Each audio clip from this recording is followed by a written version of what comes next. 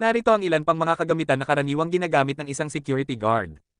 Isa, radio communication. Ang radio communication device ay mahalaga para sa agarang komunikasyon sa iba pang security guards, mga ahensya ng seguridad, o mga awtoridad sa oras ng pangangailangan. Dalawa, security guard uniform. Ang tamang security guard uniform ay hindi lamang nagbibigay ng profesional na hitsura kundi nagbibigay din ng pagkakakilanlan at tiwala mula sa publiko. Tatlo, metal detector. Maaaring magamit ng security guard ang metal detector para sa inspection ng mga bisita o bagahe upang tiyakin ang kaligtasan sa loob ng isang lugar.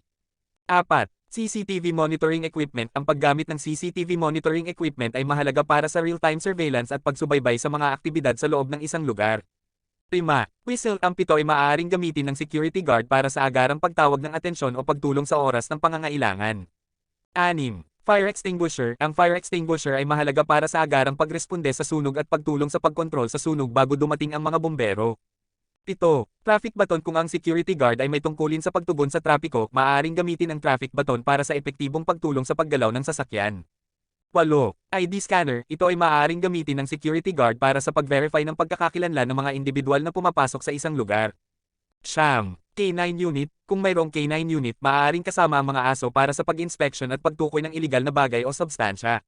Ang mga nabanggit na kagamitan ay naglalayong mapanatili ang kaligtasan at seguridad ng lugar kung saan nagtatrabaho ang security guard, pati na rin ang mga tao na naruroon. Ang tamang paggamit at pagkakaroon ng mga kagamitang ito ay mahalaga para sa epektibong pagganap ng kanilang mga tungkulin.